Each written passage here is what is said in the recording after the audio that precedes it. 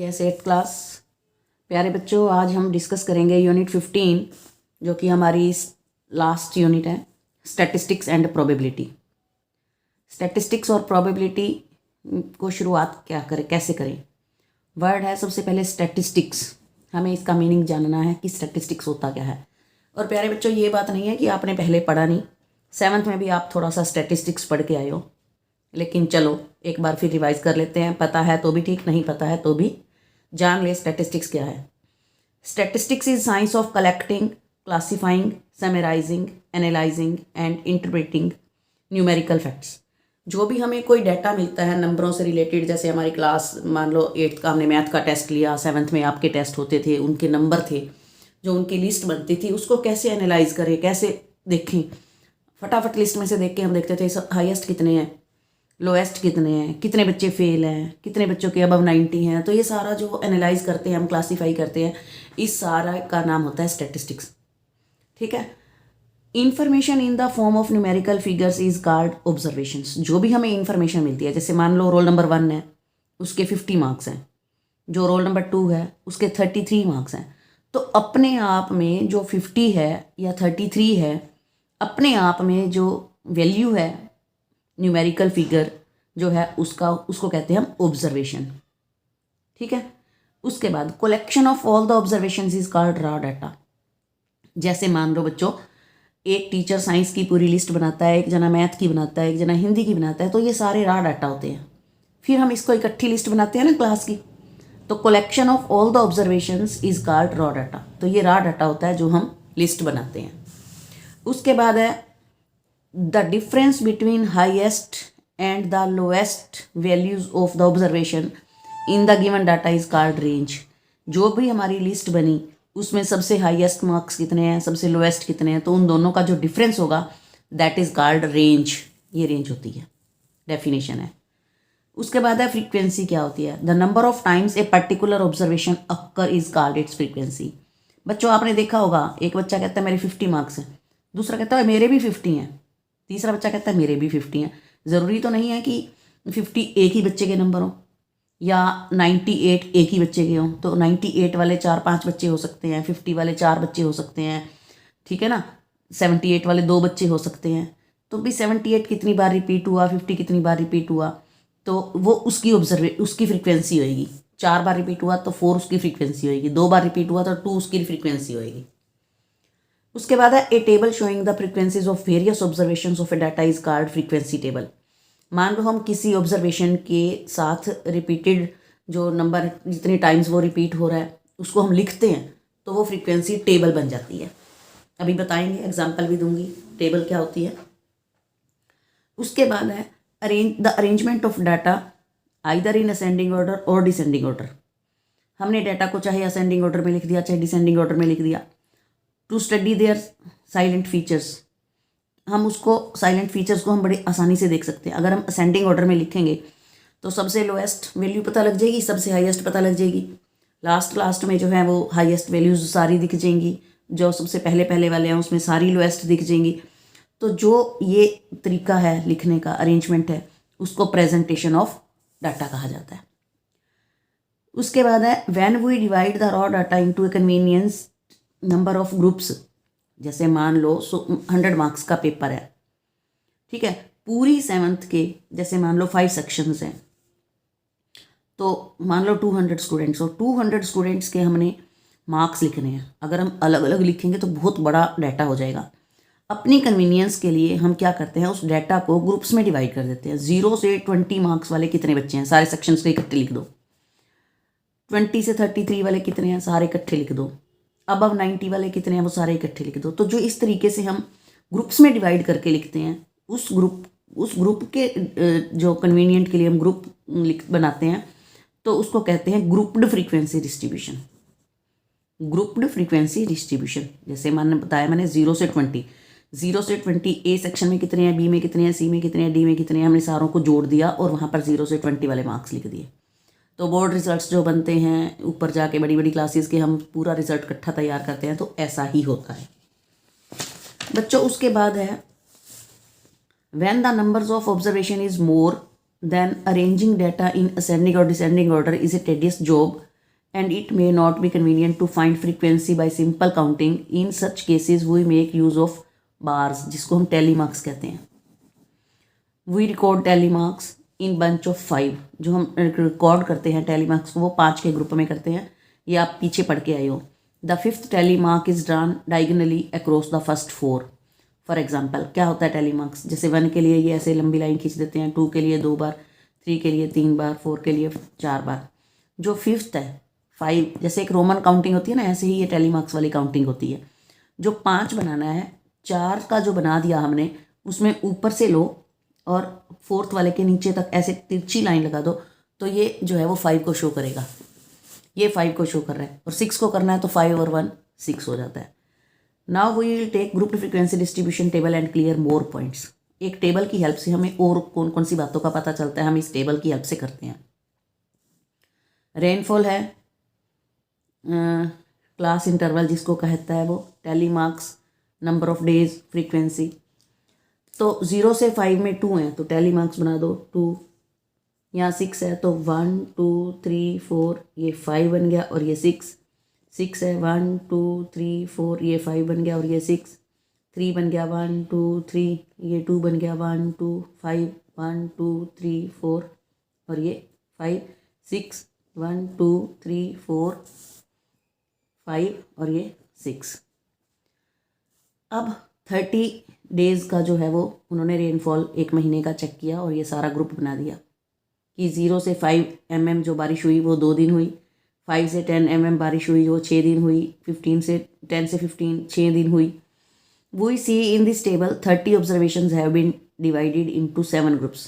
30 days का जो rainfall था वो 7 ग्रुप बना दिए. 1 2 3 4 5 6 7 ग्रुप्स में इसको बांट दिया. These groups are called classes. इन जो ग्रुप्स को नाम दिया हमने, इनको या तो हम क्लासेस कहते हैं या हम क्लास इंटरवल्स कहते हैं. ठीक है. द क्लास 0 to 5, ये 2 बोलते हैं इसको, 0 से लेकर 5 तक. 0 to 5 means the rainfall occurred between 0 and 5. 0 और 5 के बीच में जो बारिश हुई, किसी दिन 4.3 mm हुई होगी, किसी दिन 4.4 हुई होगी, किसी दिन 3.8 हुई होगी, तो वो सारा इस ग्रुप में आएगा. और इसमें क्या है, 0 को तो वो इंक्लूड करेगा. अगर 0 मीन्स हुई ही नहीं तो वो 0 इसी ग्रुप में आएगा. लेकिन वो कहता है एक्सक्लूडिंग 5 को इस ग्रुप में नहीं लिखेगा, वो 4.9 तक लिखेगा इस ग्रुप में. क्यों? क्योंकि 5 आगे है, अगले ग्रुप में माना जाएगा. जिस पॉइंट से वो शुरू होता है, स्टार्ट हो रहा है, वहाँ उसको काउंट किया जाता है, वहाँ पे नहीं किया जाता. यहाँ 4.9 तक काउंट होएगा, 5 इस ग्रुप में आएगा. इसी तरह 5 to 10 है तो यहाँ 9.9 काउंट होएगा, 10 अगले ग्रुप में आएगा. जो लोअर लिमिट है उसको काउंट किया जाता है, अपर लिमिट को काउंट नहीं करते. 0 is called the lower limit, ये लोअर लिमिट होती है, और 5 is called the upper limit. इस ग्रुप की 0 लोअर लिमिट है, 5 अपर लिमिट है. इसी तरह इस ग्रुप में 15 लोअर लिमिट है, 20 अपर लिमिट है. राइट साइड वाली अपर लिमिट है, लेफ्ट साइड वाली लोअर लिमिट है. The difference between the upper limit and lower limit is the class size और विड्थ ऑफ द क्लास. जैसे 0 से 5 का गैप है, 5 से 10 5 का गैप है, 10 से 15 5 का गैप है, मीन्स 5 के गैप पे बनाया ये. तो जो ये डिफरेंस है यही इसका विड्थ है या क्लास साइज है. क्लास साइज जो है इन दोनों में से इनका डिफरेंस होता है, मीन्स अपर लिमिट में से लोअर लिमिट माइनस कर दो तो आपको क्लास साइज पता चल जाता है. उसके बाद आता है average of the upper limit and lower limit is called the class mark. अगर हम अपर लिमिट और लोअर लिमिट दोनों को जोड़ देते हैं और अपॉन में 2 का 2 नंबर है ना, तो इसलिए नीचे 2 लगा दिया, एवरेज होता है ये. 5th क्लास में करके आए थे. अगर 3 का वो 1 2 तीसरा नंबर और जुड़ जाता, 3 लग जाता. तो दोनों नंबर हमने लोअर लिमिट और अपर लिमिट ऐड कर दी और अपॉन में 2 कर दिया, तो जो आंसर आया है that is called the class mark. उसके बाद हम आगे चलते हैं.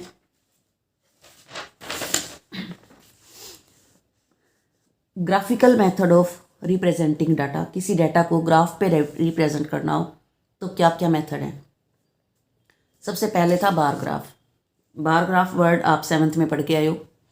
ए bar graph is a pictorial representation of the numerical data by a number of rectangles of uniform width erected vertically from the same baseline with equal spacing between them. एक एक जगह छोड़ के हम एक रेक्टेंगल बनाते थे, तो वो बार ग्राफ था क्लास 7th में। अब 8th में दूसरा मेथड बताएगा वो डाटा को रिप्रेजेंट करने का। A histogram is a graphical representation of a frequency distribution in the form of rectangle with class intervals as the basis equal होते हैं and heights proportional to the corresponding frequencies such that there is no gap between any two successive rectangles. Bar graph और histogram में यही फ़र्क है कि bar graph में हम एक रेक्टेंगल बनाते हैं, एक स्पेस छोड़ते हैं, एक रेक्टेंगल बनाते हैं, एक स्पेस छोड़ते हैं, जबकि हिस्टोग्राम में कॉन्टीन्यूटी में चलता है, बीच में कोई स्पेस नहीं होता। एक हिस्टोग्राम मैं अभी आपको बना के भी दिखाऊंगी। जो सारी बातें हमने पढ़ी हैं उसके बिहाफ पर वर्कशीट 1 है, तो करते हैं हम वर्कशीट 1 के थोड़े से sum. Given below are the age of 30 students of class 8 in a school. Class 8 के 30 स्टूडेंट्स की एज दी हुई है, लगभग 1 आध साल 2 साल का फ़र्क होता है, आसपास की एज के ही बच्चे होते हैं एक क्लास में। तो यहाँ पर है 13, 14, 14, 12, 15, 15, 14, 13, 13। तो हम देख रहे हैं कि सबसे बड़ा बच्चा जो है वो 15 ईयर्स का है और जो सबसे कम एज का बच्चा है वो 12 ईयर्स का है। तो मैं यहाँ लिख देती हूँ एज, यहाँ टैली मार्क्स और यहाँ फ्रीक्वेंसी। 12 कितनी बार आ रहा है बच्चों? कलरफुल पेन लगाने से बड़ा आसान हो जाता है सम। जहाँ जहाँ 12 था मैंने ऑरेंज कलर से सर्कल डाल दिया, तो मुझे गिनने में देर ही नहीं लगी। 1 2 3 4 5 हो गए। 13 जहाँ पर है मैंने उसको ग्रीन पेन से लिख दिया, मार्क लगा दिया, तो काउंटिंग करने में 9 हो गया। 14 को मैंने फिर मैजेंटा कलर से ले लिया, पिंक डार्क से, तो ये 12 हो गया। और 15 को मैंने पर्पल कलर से ले लिया। तो इसमें हमें एक तो ये आसानी हो जाती है कि पता लग जाता है कि कोई छूट तो नहीं गया, कोई भी देखो छूटा नहीं, ठीक है ना। काउंट करने में भी बड़ी आसानी होगी कि एक नंबर पे सर्कल लगा पड़ा है ना दूसरे कलर वाला, तो वो उसमें गड़बड़ करेगा ही नहीं। और टोटल 30 है, तो ये इसको भी काउंट कर लो एक बार, सारे 30 हो गए। तो ये था फ्रीक्वेंसी टेबल बनानी। और टैली मार्क्स आपको बता ही दिया, पहले फ्रीक्वेंसी वाला कॉलम फिलअप करना है, टैली मार्क्स का कॉलम बाद में फिलअप करना है कि 5 कैसे लिखना है, 9 कैसे लिखना है, ठीक है ना। तो क्वेश्चन नंबर 2 ऐसा ही है, अपने आप करना है। Question number 3, the daily wages in years of 15 workers. 15 workers का जो डेली वेजेस है, फैक्ट्री में करते हैं काम, वो टेबल दी हुई है। ये हमने फ्रीक्वेंसी डिस्ट्रीब्यूशन टेबल बनानी है। जैसे क्वेश्चन नंबर 1 में एज वाला बनाया था, यहाँ वेजेस हैं, टैली मार्क्स, फ्रीक्वेंसी, तो काउंट करने हैं, टोटल 15 होनी चाहिए। कलरफुल पेन यूज़ कर लेना बच्चों, अब बार बार नहीं उठा रही, एक में मैंने समझा दिया आपको। तो यहाँ पे भी कलरफुल पेन से 15 सर्कल लगा दो, 200 पे सर्कल लगा दो, एंड सो ऑन। बन गई table. What is the range of the ways in rupees. Wages का रेंज बताना है, हमें पता है हाईएस्ट ऑब्जर्वेशन में से लोएस्ट ऑब्जर्वेशन, पीछे डेफिनेशन की है, तो 200 जो है रेंज आ गई। How many workers are getting 300 rupees. 300 रुपये लेने वाले कितने वर्कर्स हैं यहाँ पर? 2 वर्कर्स लिख दो। How many workers are getting the maximum wages. सबसे ज़्यादा वेजेस कितने वर्कर हैं? 350 रुपये, 350 तो एक ही है, एक वर्कर है। पे हाईएस्ट है, डेली वेजेस हाईएस्ट हैं, तो कितने वर्कर हैं वो हमने बताना है, 1 वर्कर है।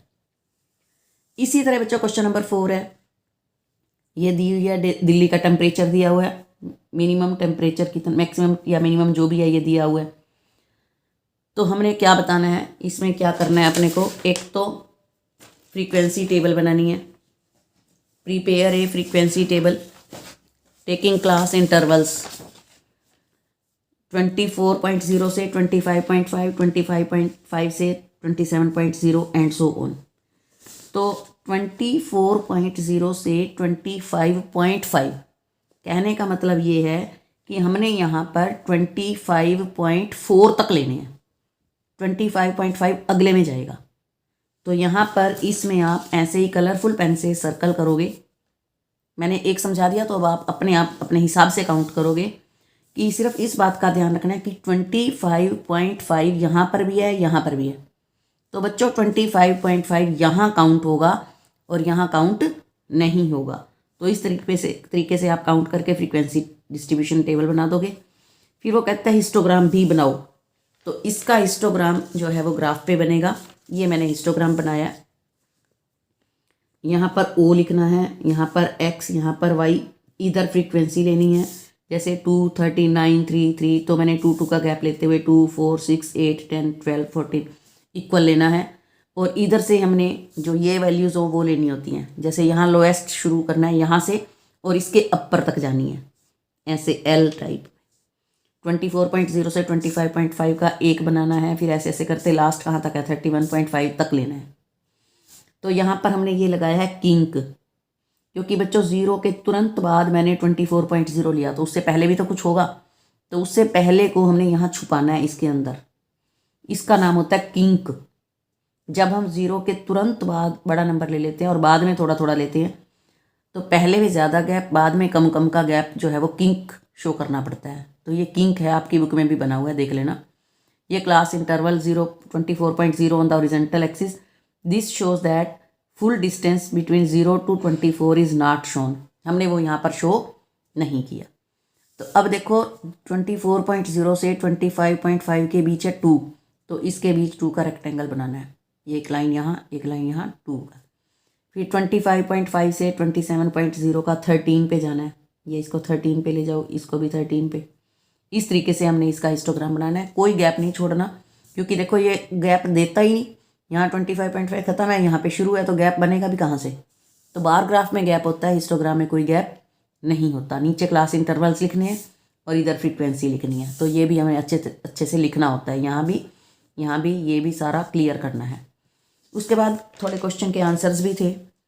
Hair we see maximum frequency is 13। क्या कह रहा था वो? Find the class interval, class size and class mark corresponding to the maximum frequency, कि जिसकी मैक्सिमम फ्रीक्वेंसी है उसका क्लास इंटरवल बताओ, उसी का क्लास साइज बताओ और उसी का क्लास मार्क बताओ। तो सबसे पहले हमने देखा मैक्सिमम फ्रीक्वेंसी है 13 के अगेंस्ट जो इंटरवल है दैट इज़ 25.5 to 27.0, ये इंटरवल है।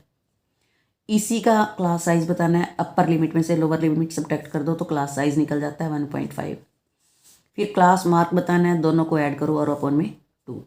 तो प्यारे बच्चों, क्वेश्चन नंबर 5 और 6 को छोड़ के आप सारे के सारे सम कर सकते हो, और आपने वो सारे के सारे सम करने भी हैं। Thank you, have a nice day.